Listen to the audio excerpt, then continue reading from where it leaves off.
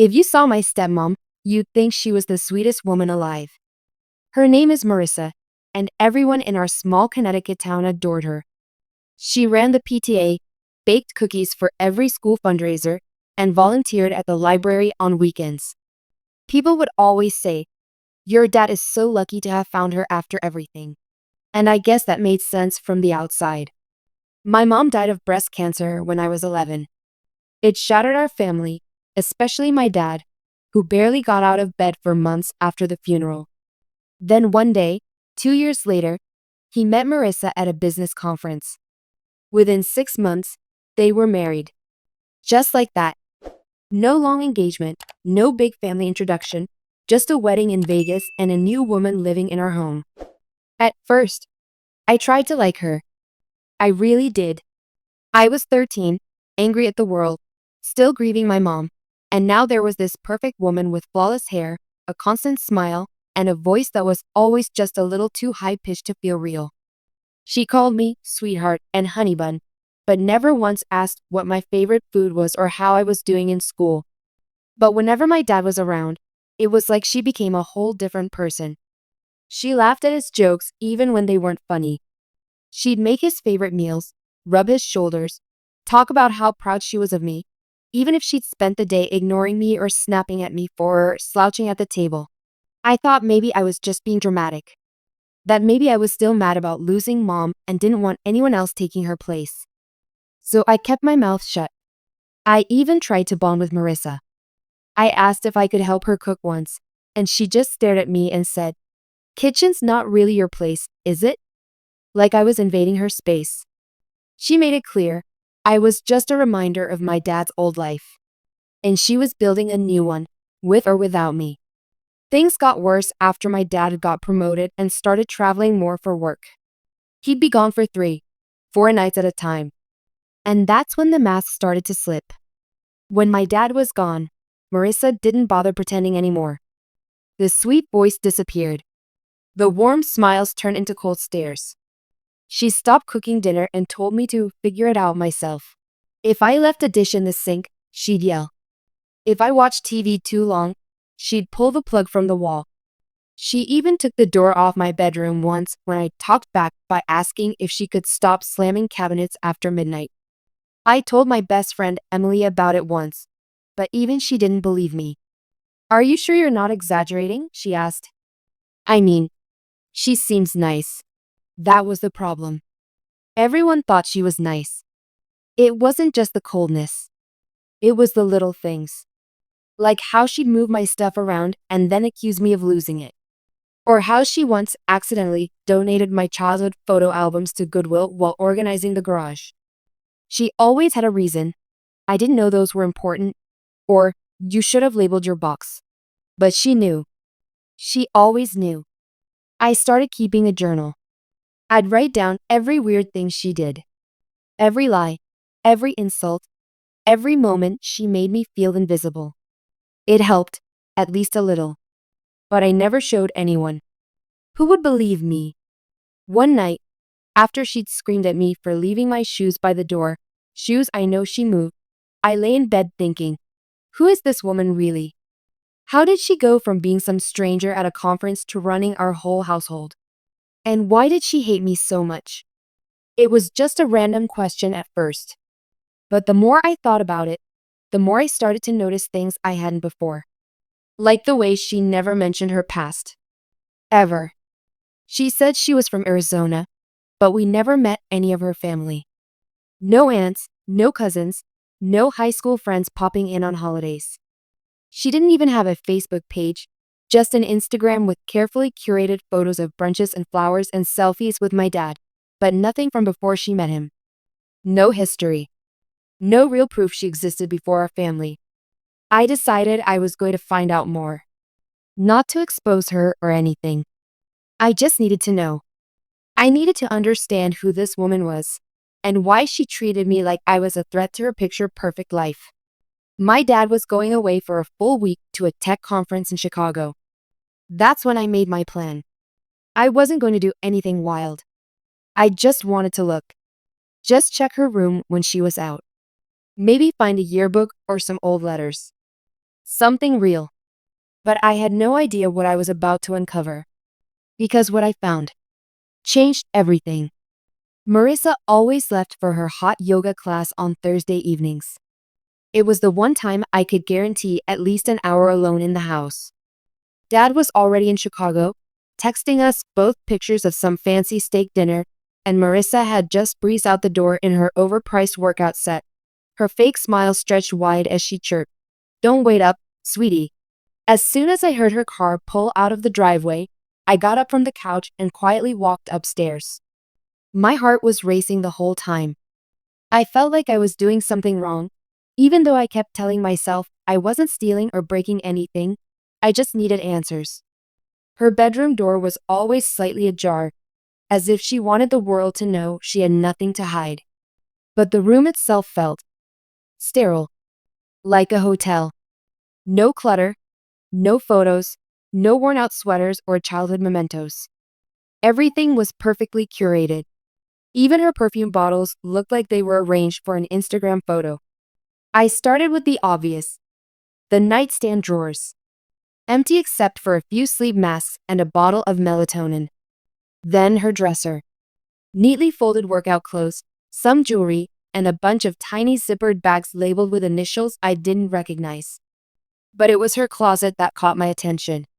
Specifically, a locked trunk tucked behind a rack of winter coats she never wore. That's when the adrenaline really kicked in. I had no idea what was inside, but I knew this was it.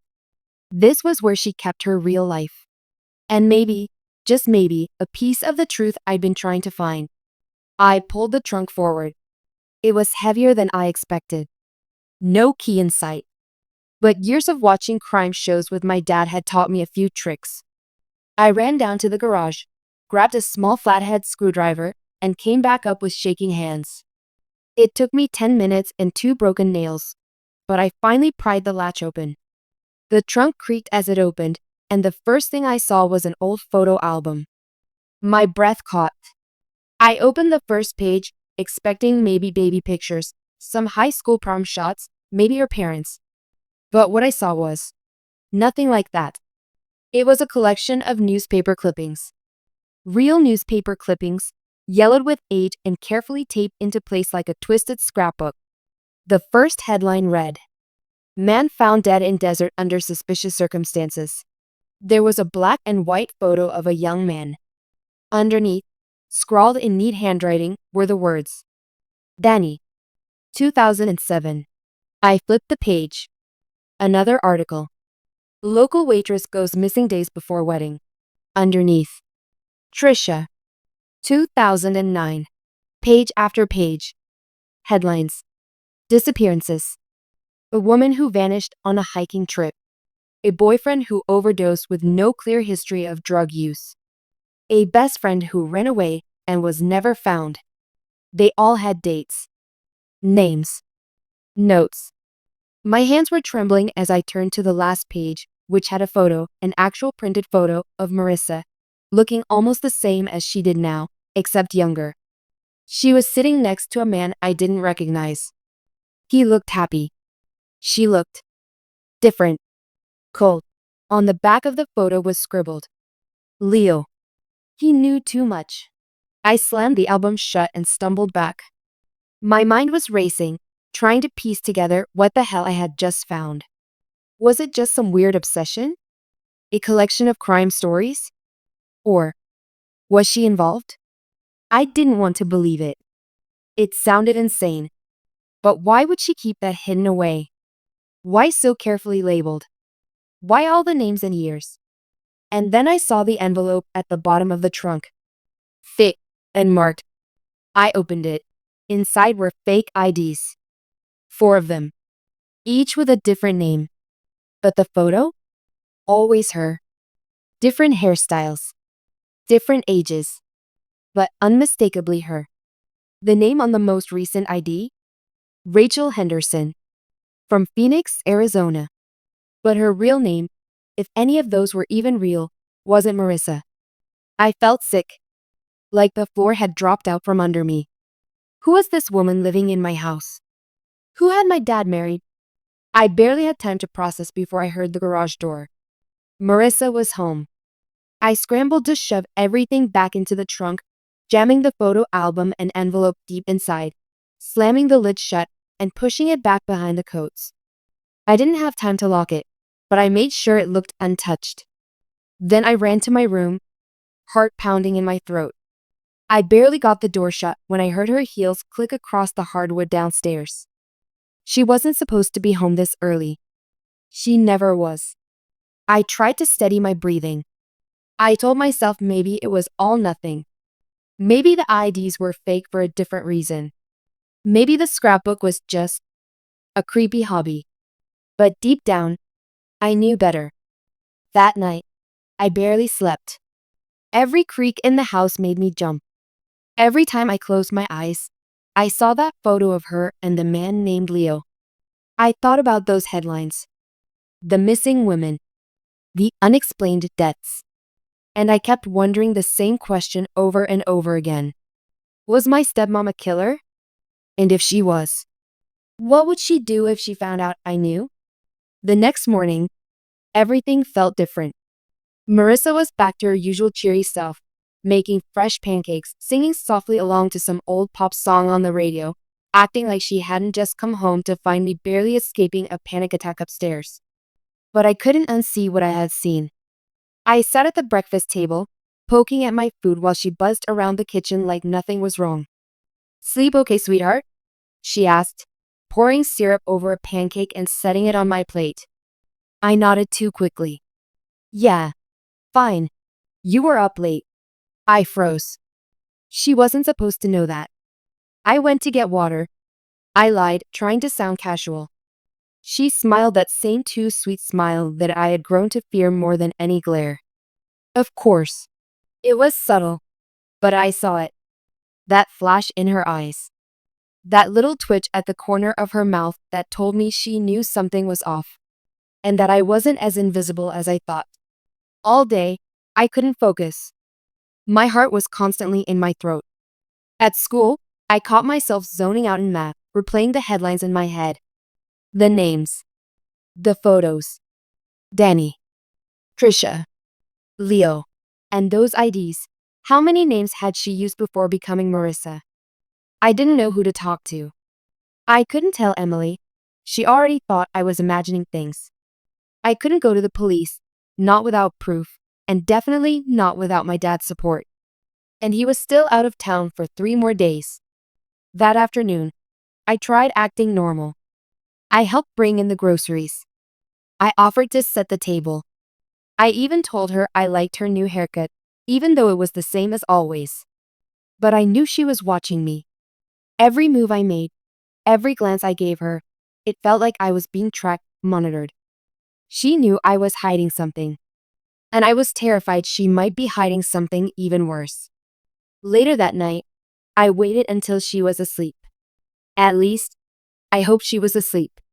I tiptoed down the hall and sat in my closet with the door shut and the light off, phone in hand, trying to Google every name I remembered from that photo album. Most of them pulled up real articles. Trisha Galvez, missing since 2009. Leo Donovan found dead in motel room. Danny West, cold case reopened. It was all real. These weren't just cutouts from some crime magazine. These were actual, unsolved cases. My fingers shook as I scrolled. One article described Trisha's fiance saying she had met someone new, an older woman she talked to online who helped her plan her new life.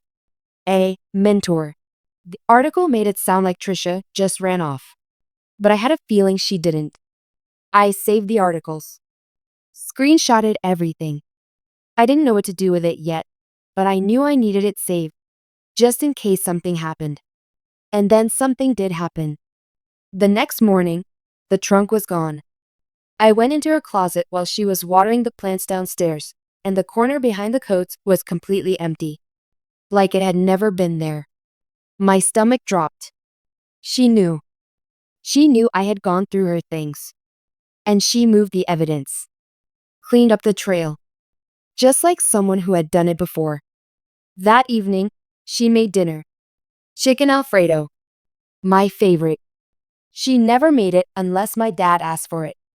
and he wasn't due home until Sunday. I sat at the table, barely able to swallow. You know, she said casually as she poured me a glass of sparkling water. When I first came into your life, I really wanted us to be close, like a real mother and daughter. I nodded slowly, unsure where this was going. She sat down across from me, tilting her head. But sometimes I wonder if you're ever going to give me a chance, or if you're always going to look at me like I don't belong here. I didn't answer. I couldn't. My throat felt like it was closing up.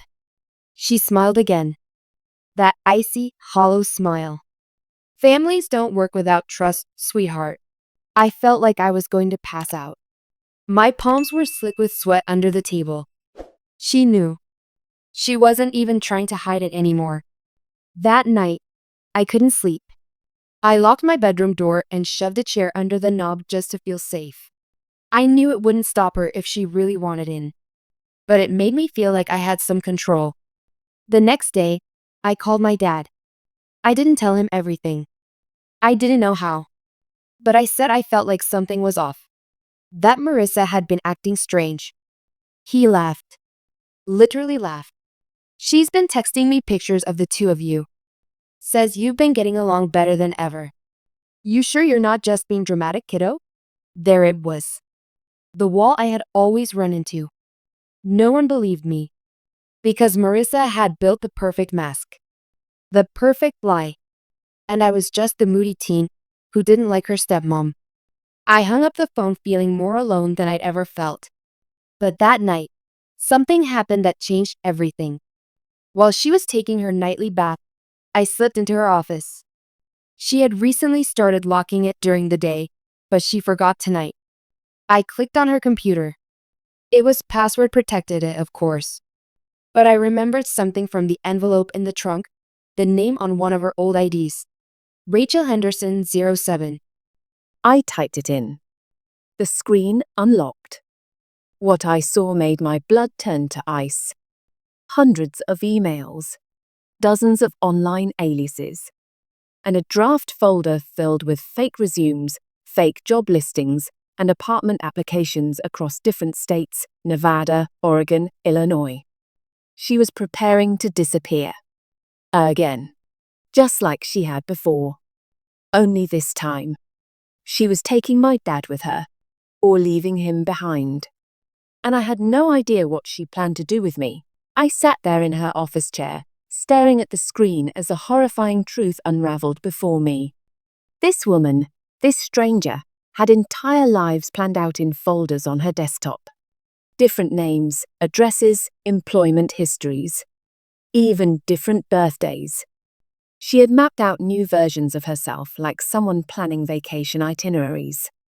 One spreadsheet listed moving dates, storage rentals, and account numbers. My dad's name wasn't mentioned once. I took pictures of everything with my phone. Every email address, every ID, every alias. My heart was pounding so hard it made my ears ring. The scariest part. There was one entry labeled Plan B if he starts asking questions. I didn't open it. I couldn't. The sound of her bathroom faucet shutting off snapped me back into survival mode. I barely had time to close the files, lock the computer, and slip out of the office before she walked down the hallway in her robe. I ducked back into my room and stood behind my closed door, panting silently in the dark. I didn't sleep that night. I didn't even lie down. I just sat on the floor next to my window, clutching my phone, wondering how many hours I had left before she made her next move. The next morning, I tried calling my dad again. This time, I didn't sugarcoat it. You need to come home, I told him. Something is seriously wrong with Marissa. She's lying to you. She's planning something, and I don't know what, but it's bad. There was a pause. Too long of a pause. Then his voice came through, tight and tired. You need to stop this. I know it's been hard, but she's trying. She loves us. Can't you just give her a chance? Dad, I said, swallowing the lump in my throat. She's not who you think she is. She's done this before. I found IDs, newspaper clippings, articles about people who disappeared, and there are emails, fake names. She's planning to run. She has folders for it on her computer. He sighed. That's enough. I'm calling her. No, Dad, please. No. I've had enough of this paranoia. We're family now. You don't get to tear that apart because you don't like your stepmom. He hung up. I just sat there, stunned. My own father thought I was making it up. 10 minutes later, I heard Marissa's phone ring downstairs.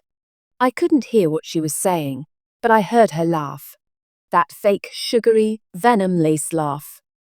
Then silence. Then her footsteps on the stairs.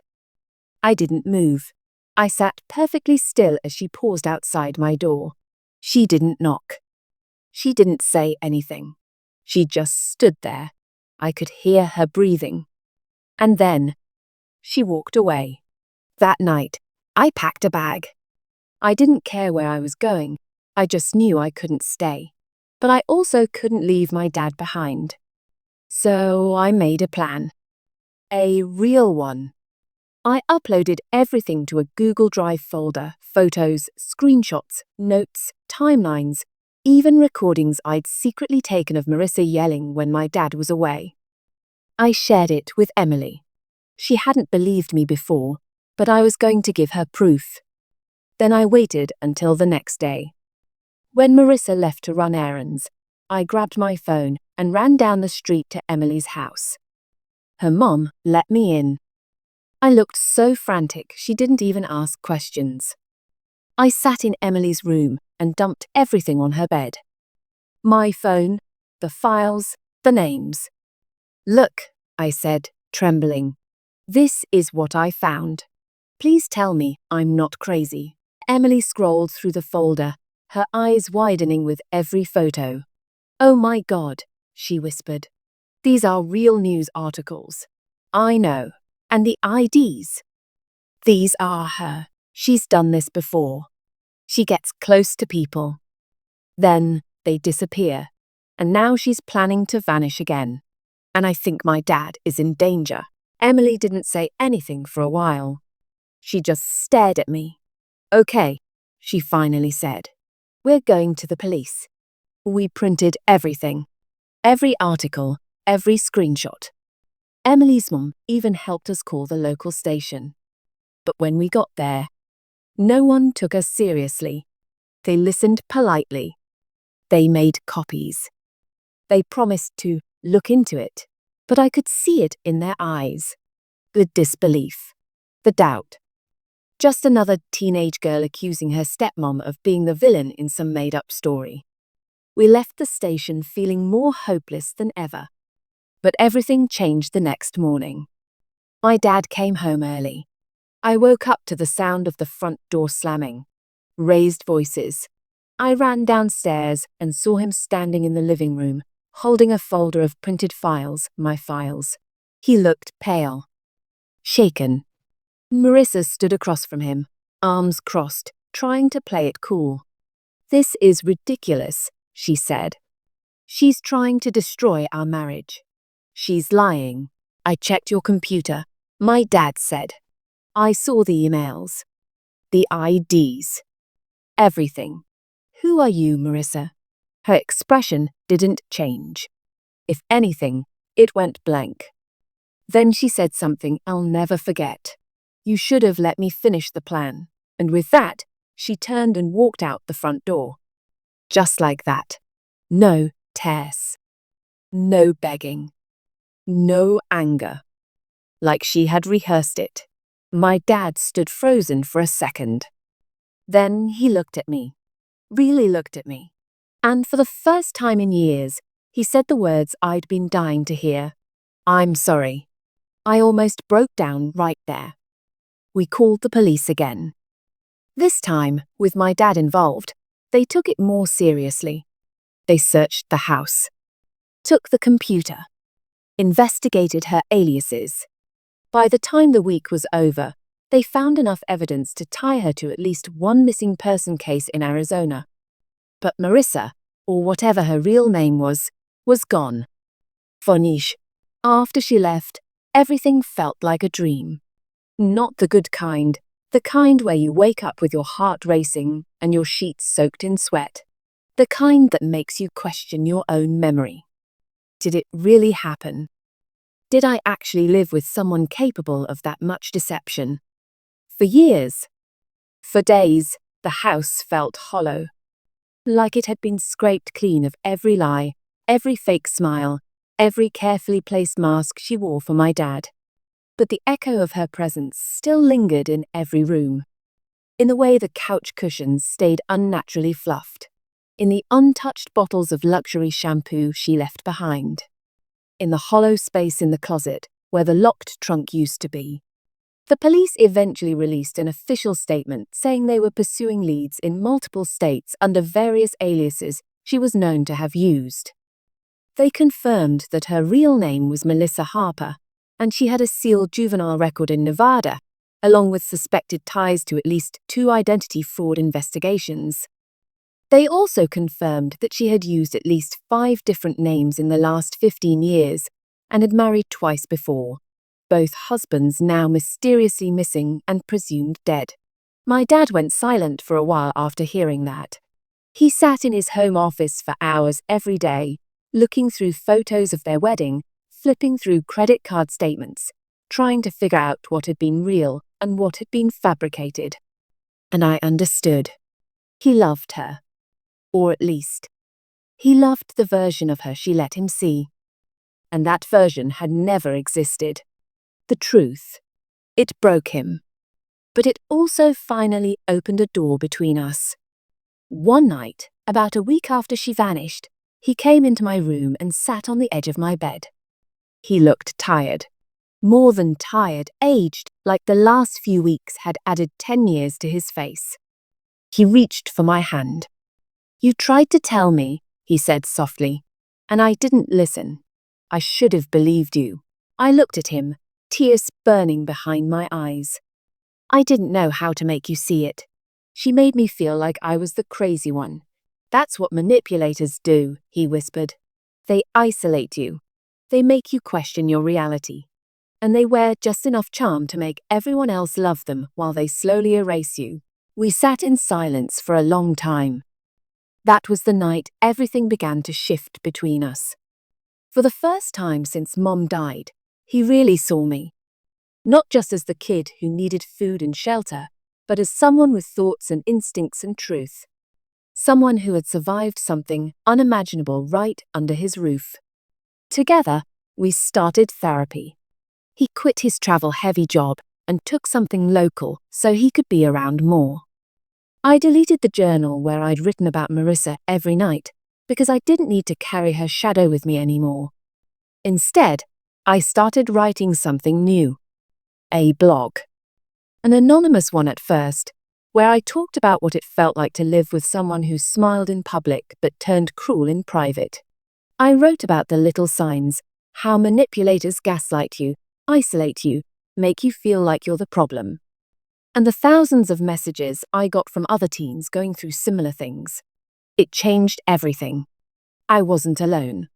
And neither were they. Eventually, I got asked to speak at a local youth mental health event. It terrified me, but I did it. I told my story, raw and unfiltered. I watched as other kids nodded through tears. And that's when I realized, telling the truth about what we go through doesn't just help us. It helps people who've been silent for way too long. As for Marissa, or Melissa, or Rachel, or whoever she is now, she's still missing. There've been sightings, maybe. A woman using a similar name in Oregon. A blurred security cam photo from a bus station in Denver. But nothing confirmed. Sometimes I still have nightmares that she'll come back. That she'll show up at the door with that sweet smile and say, "Sweetheart, did you miss me?" But I'm not the scared, quiet girl I used to be. If she ever comes back, I'll be ready. I'll never let someone like her gaslight me into silence again. And I'll never ignore my gut again, even when the whole world tells me I'm wrong. Because here's the truth no one tells you when you're young. Not all monsters hide under your bed.